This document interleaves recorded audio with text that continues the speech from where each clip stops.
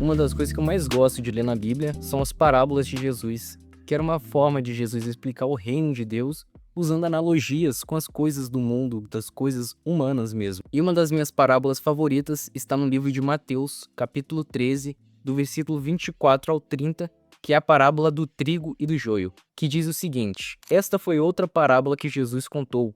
O reino dos céus é como um agricultor que semeou boas sementes em seu campo, enquanto os servos dormiam. Seu inimigo veio, semeou o joio no meio do trigo e foi embora.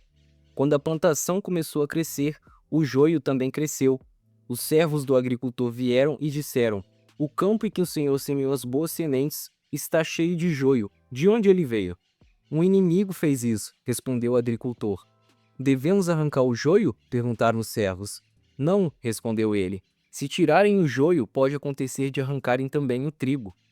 Deixem os dois crescerem juntos até a colheita.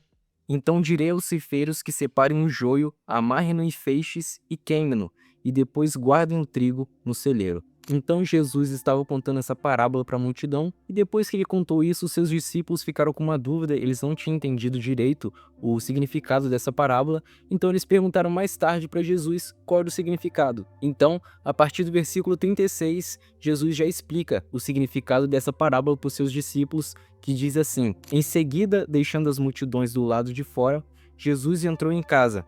Seus discípulos lhe pediram: por favor, explique-nos a história do joio no campo. Jesus respondeu: o filho do homem é o agricultor que planta as boas sementes. O campo é o mundo e as boas sementes são o povo do reino. O joio são as pessoas que pertencem ao maligno, e o inimigo que plantou o joio no meio do trigo é o diabo. A colheita é o fim dos tempos, e os que fazem a colheita são os anjos. Da mesma forma que o joio é separado e queimado no fogo, assim será no fim dos tempos.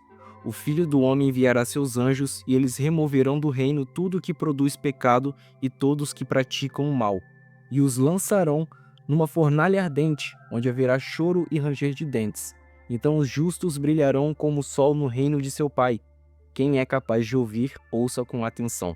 Então agora a gente consegue entender que nessa parábola o trigo significa os filhos do reino, o joio significa os filhos do maligno. Mas o que Jesus quer dizer com essa parábola? O que ele quer dizer é que hoje em dia o mundo está cheio de trigo, mas no meio desse trigo ainda há joio. Então às vezes a gente pensa que sabe identificar quem é quem, a gente pensa que alguém é trigo, mas na verdade é um joio disfarçado de trigo. Mas somente no dia da colheita que vai haver a verdadeira separação, que o trigo vai para o celeiro e o joio para a fornalha ardente. Somente nesse dia, Jesus vai separar de forma clara qual é qual. E ainda assim, até o tempo da colheita, quem a gente pensa que vai permanecer joio acaba sendo trigo.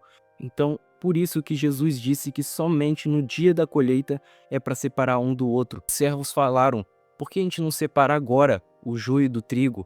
Mas Jesus disse: ainda não, porque você pode acontecer de arrancarem também o trigo junto deles. Então até o dia da colheita, Jesus deu esse tempo para quem é joio se mostrar como trigo e quem é trigo permanecer dessa forma, para sermos escolhidos na colheita. Então essa parábola me ensina uma grande mensagem, que devemos continuar sendo diferentes, para não nos igualarmos ao joio e sermos arrancados no dia da colheita.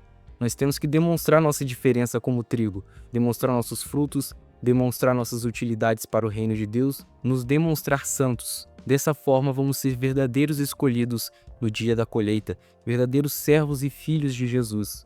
Então meu pedido hoje é que Jesus continue nos ajudando a permanecer como trigo e também ajudar aqueles que ainda estão se confundindo como o joio.